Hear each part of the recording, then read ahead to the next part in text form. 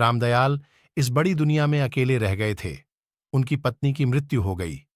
वह 2-4 दिन ही बीमार रहीं। मोहल्ले वाले उन्हें अस्पताल ले गए। उन्होंने ही भाग दौड़ की। रामदयाल खुद बीमार थे। उनका लड़का मुंबई में रहता है। कई वर्षों से घर नहीं आया था। मां की मृत्यु का समाचार मिलने पर उसने जवाब भेज दिया, बहुत उलझा हुआ हूं, फुर्सत होने पर आऊंगा।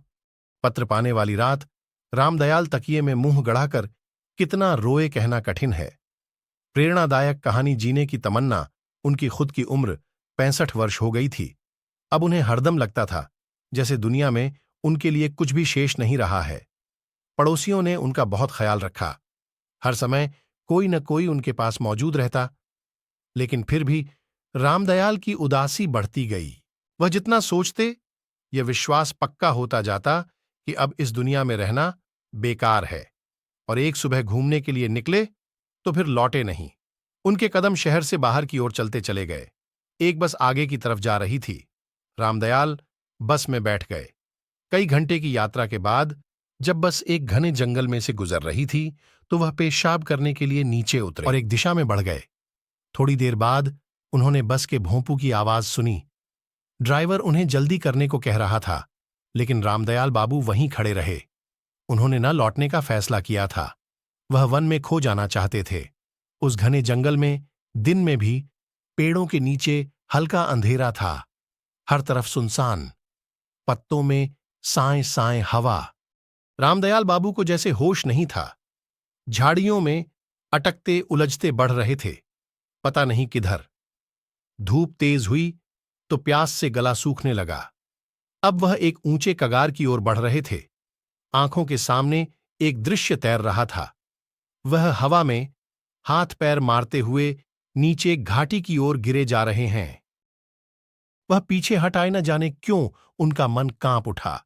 वह एक तरफ बैठ गए। कुछ देर पहले रामदयाल आत्महत्या के लिए तैयार थे, लेकिन अब कुछ कुछ डर लग रहा था। वह कुछ देर आंखें मूंदे बैठे रहे, फिर उठे। प्यास से गला खुश्क हो रहा था, लेकिन वहां भला पानी कहां मिलता। तभी उन्होंने देखा पास ही पत्थर की कुंडी में पानी भरा है।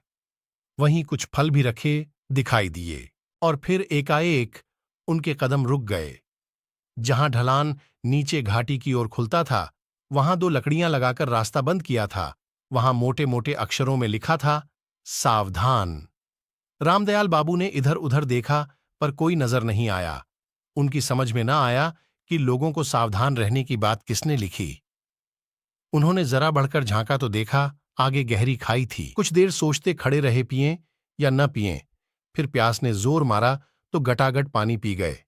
वहां रखे फल भी खा लिए। अब जाकर चित्त कुछ ठिकाने हुआ, लेकिन एक बात रह रहकर परेशान कर रही थी। यह सब किसने किया है? यहां तो कोई नजर नहीं आता। कौन है वह? रामदयाल के मन से आत्महत्या का विचार निकल गया। वह जंगल में घूमने लगे। जगह जगह उन्होंने सावधान लिखा देखा। कई पेड़ों पर जहरीले फल भी लिखा था। उन्होंने पाया कि अगर वह सब न लिखा होता तो कोई भी गिरकर अपने प्राण गंवा सकता था। घास में छिपे हुए गहरे गड्ढे, खतरनाक मोड़, जहरीले फल सबके बारे में सावधान किया गया था। अब तक दोपहर ढल चुकी थी। रामदयाल जी ने जोर से पुकारा, मेरे प्राण बचाने वाले भाई, इसमें आपके दर्शन करना चाहता हूं। पत्तों के पीछे सरसराहट हुई और एक बूढ़ा हंसता हुआ सामने आ गया। उसने कहा, मैं बहुत देर से आपको देख रहा हूं, कहिए आप यहां कैसे आ गए? सच कहूं, मैं आत्महत्या के इरादे से आया था, लेकिन खाई के किनारे लिखे शब्दों ने मन बदल दिया। रामदयाल कह गए। उस व्यक्ति ने पूछा, अब क्या इरादा है? सोच रहा हूं क्या करूं, रामदयाल ने कहा और उनकी आंखें भर आईं। बूढ़े के पूछने पर उन्होंने अपनी राम कहानी कह सुनाई। जब उन्होंने बात खत्म की तो उनकी आंखों से लगातार आंसू गिर रहे थे। एकाएक उन्होंने पूछा, लेकिन आपने अपना परिचय नहीं दिया। बूढ़े ने कहा, जो आपका परिचय है वही मेरा भी है। मेरा नाम है नरसिंह। क्या सुनाऊं? अनेक वर्ष हो गए। एक दिन मैं अपने बेटे के साथ इस जंगल से गुजर रहा था। तभी बेटा घास में छिपे गहरे गड्ढे में गिर गया। वह इतना नीचे गिरा था कि मैं वहां पहुंच भी नहीं सकता था। मेरी दुनिया अंधेरी हो गई। पत्नी पहले ही मर गई थी। अब तो कुछ भी नहीं बचा था जीवन में। मैंने तय किया कि मैं भी उसी गड्ढे में कूदकर जान दे दूं। रामदयाल जी ध्यान से सुन रहे थे। नरसिंह ने आगे कहा, मैं कूदने जा रहा था। एकाएक मन ने कहा, यह कायरता है। हो सकता है इसी तरह लोग आकर इस छिपे गड्ढे में गिरते रहें। नहीं, ये ठीक नहीं। पहले इसका कुछ प्रबंध करना चाहिए। बस मैंने गड्ढे के चारों ओर पेड़ की डालियां खड़ी करके उन्हें लताओं से बांध दिया। फिर? रामदयाल ने पूछा। फिर मुझे लगा कि ऐसे खतरनाक स्थान तो इस जंगल में और भी होंगे। मैंने देखा मेरे बेटे की जान लेने वाले गड्ढे के पास ऐसे ही दूसरे स्थान भी थे। बस मैंने निश्चय कर लिया कि जंगल में जब तक एक भी ऐसा खतरनाक स्थान रहेगा, मैं नहीं मरूंगा। वह दिन था और आज का दिन है। मैं इसी जंगल में रह रहा हूं। अभी मेरा काम खत्म नहीं हुआ। खतरनाक स्थानों पर मैंने चेतावनियां लिखकर लगा दी हैं। कौन से फल जहरीले हैं और कौन से खाने लायक, यह भी जान लिया है। जंगल इतना खतरनाक नहीं रह गया है जितना पहले था। मैंने कई भटके लोगों को रास्ता बताया है, खाने पीने की सामग्री दी है, नहीं तो शायद वे मर जाते।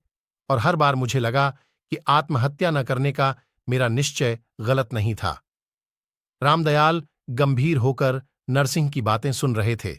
एकाएक नरसिंह ने कहा, रात हो रही है, जंगली जानवरों का डर है। सुबह आपको जंगल से बाहर जाने का रास्ता बता दूंगा, आइए।